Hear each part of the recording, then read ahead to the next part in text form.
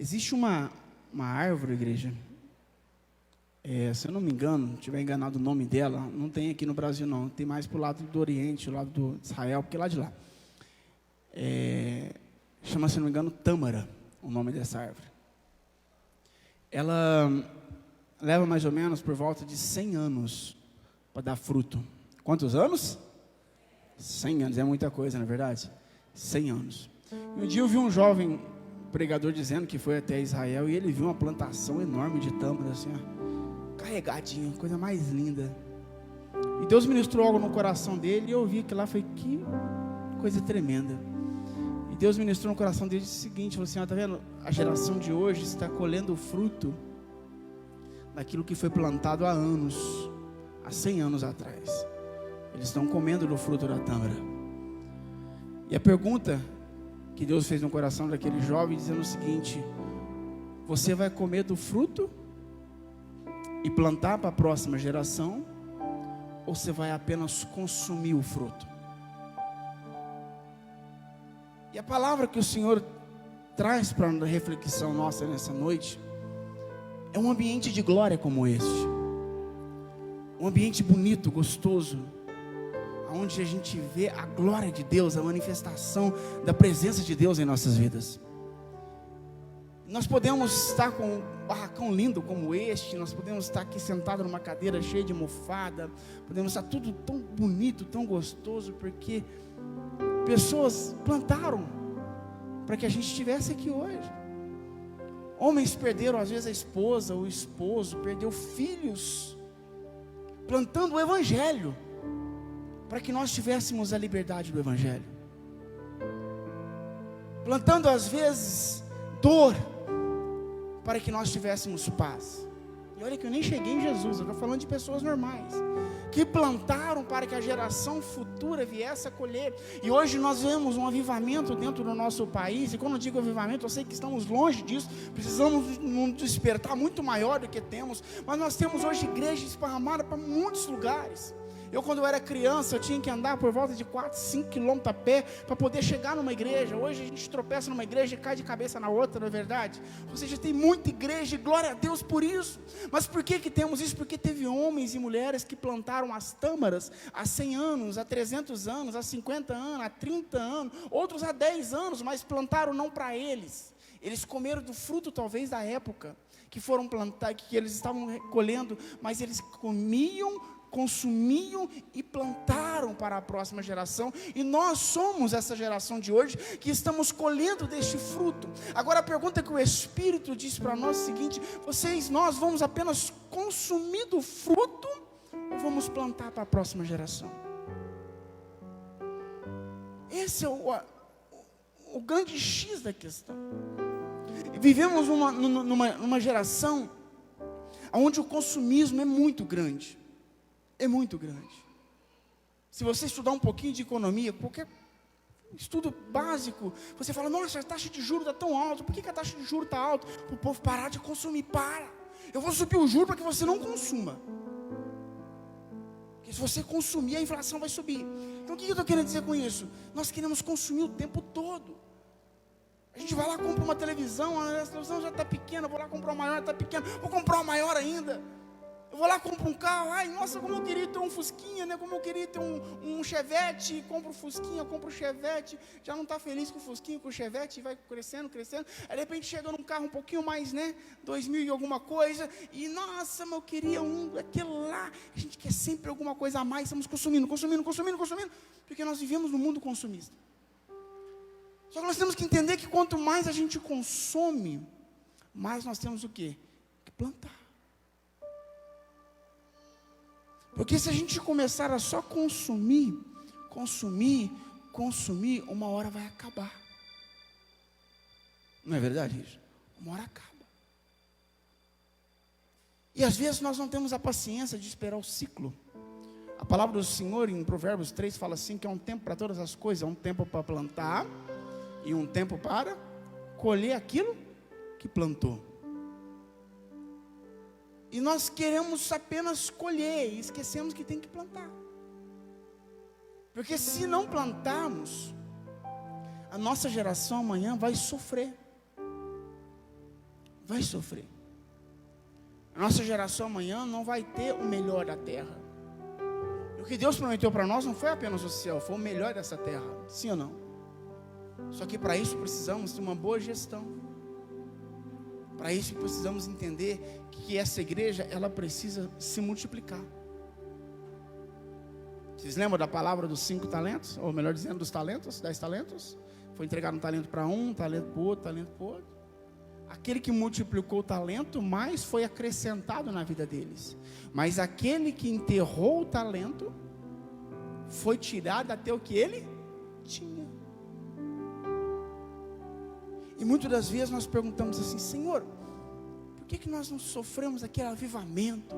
Por que nós não sofremos aquele despertar? Por que não vemos aquele crescimento que nós tanto queremos? Porque às vezes o talento que foi posto na nossa mão não está sendo multiplicado, está sendo enterrado, está sendo abafado, sufocado. Talvez muitos que estão aqui hoje, Deus tem para você empresas e mais empresas.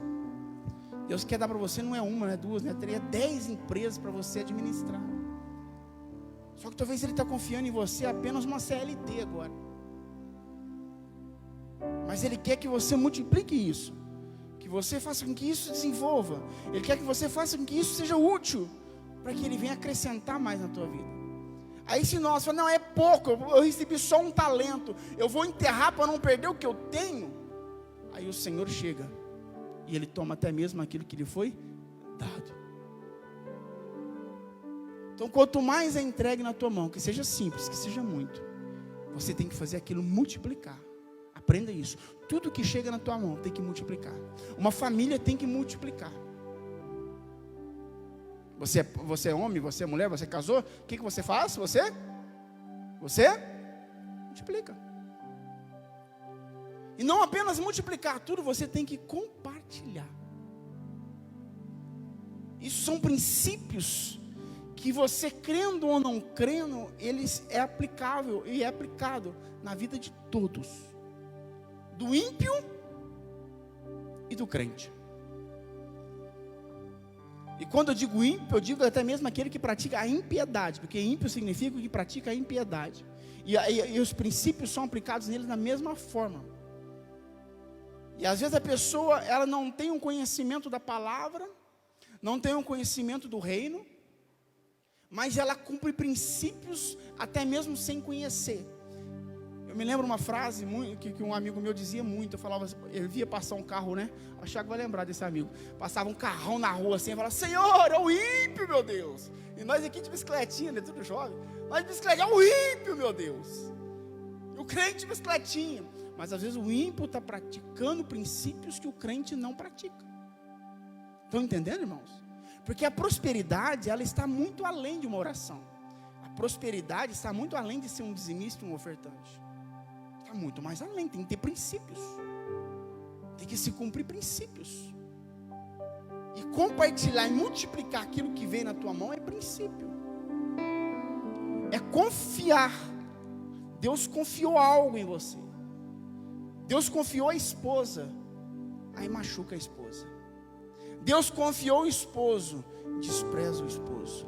Deus confiou os filhos, esnoba os filhos e não dá atenção para os filhos. Deus confiou o trabalho. Nossa, tem que ir amanhã, segunda-feira.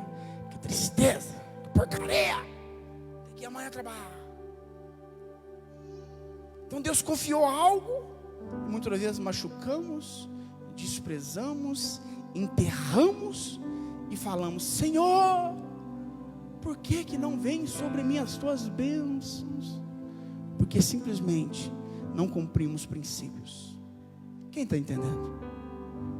Amém, povo de Deus? Então princípios é fundamental para uma vida de crescimento. Amém? Eu gosto muito de instrução, eu gosto muito. Eu não gosto de emocionalismo, eu não gosto de trazer você assim, vai dar tudo certo. Não vai dar certo. Se não fizer certo, não vai dar certo.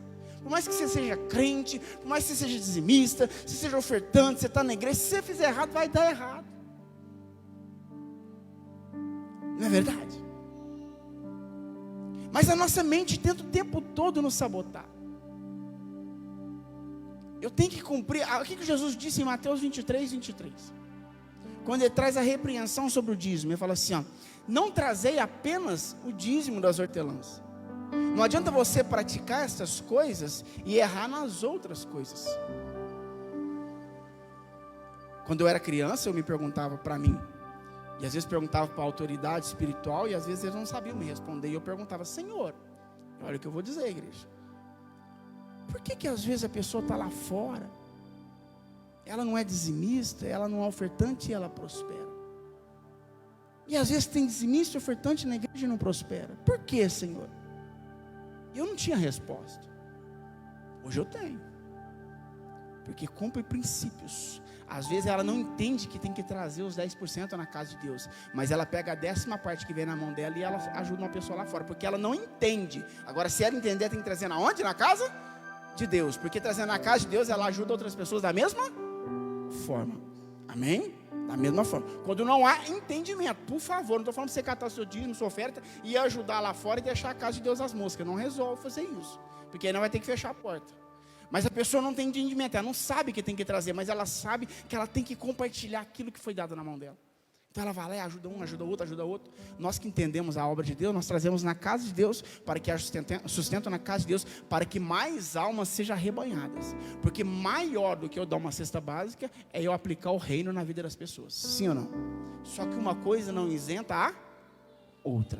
Não adianta eu chegar uma pessoa com fome aqui na igreja e eu falar para ela assim, ó, vai em paz, o Senhor é contigo. Não. Chegou uma pessoa com fome na igreja, eu falo, o Senhor é contigo, o Senhor muda a tua vida e tamo aqui uma cesta para você viver pelo menos um mês.